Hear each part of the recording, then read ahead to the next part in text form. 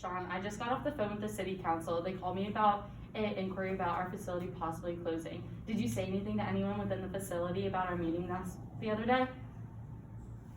That information was supposed to not leave the room.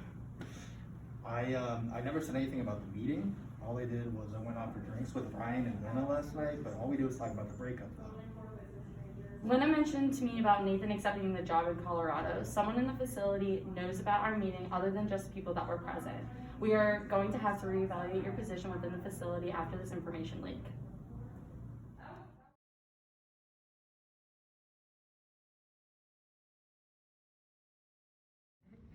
Thanks for meeting with me on such short notice. No problem. What did you want to do regarding your portfolio? Well, I was thinking about moving some of my investments out of Suborn and into another company within that same industry. Wait, Suborn? Isn't that a major distributor for the company you work for? Yes, is that an issue? Not technically, but it can be seen as insider trading if you aren't careful. You really don't want to mess around with that stuff because it can get pretty serious. Well, I don't even really have that much money invested in Suborn, so it's not material enough to be an issue. Plus, I'm just acting off of instinct, so it's not insider trading if you're just acting off of instinct, right? Well, if you're comfortable with the decision, then we can go forward with it. Yeah, I'm sure. Okay.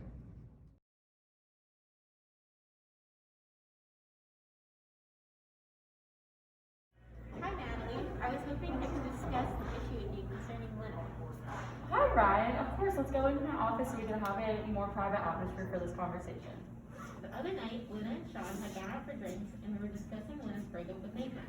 Lena had made a remark about buying a condo in Colorado. Sean had made a comment to Lena about not making a drastic financial decision because of the breakup for the next month or so. Lena called me this morning and told me she sold all of her stock of Suborn, and I'm worried that there is a bigger issue here. Lena was just looking out for herself based off what Sean had told us. Thank you for coming to me about this, Ryan, and I'll look further into this situation.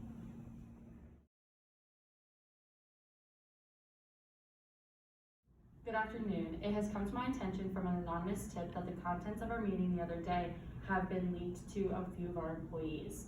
And we may have a case of insider trading going on within the organization, and this could look really bad if we don't get a handle on this right away. Thank you, Natalie. Each employee signs our code of conduct contract before starting employment with our facility. Therefore, there's no excuse for this lack of knowledge of this being unacceptable. We'll be in touch with the SEC and handle the remainder of the situation. Thank you.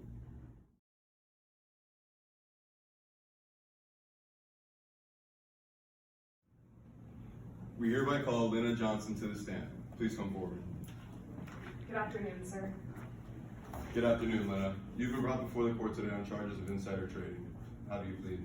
Please, sir, can you explain the reasoning for these charges? Based on knowledge obtained from Mr. Sean's testimony, you were given information internal to your company that led to the selling of supplier stock. Since this information was not made available to the public, the U.S. Department of Justice hereby charges you with insider trading. Under the Rule 10b 5-1, the SEC defines insider trading as any securities transaction made when the person behind the trade is aware of non-public material information and is hence violating his or her duty to maintain confidentiality of such knowledge. I don't understand. Anyone in my position who knew that their office building was closing would have done the same thing. It's expected standard practice as far as I'm concerned. Do you admit to using the information in the purpose of altering your stock holdings? Yes, I do. Here on this day, the 27th of October, 2020, the court finds Lena Johnson guilty on the charges of insider trading.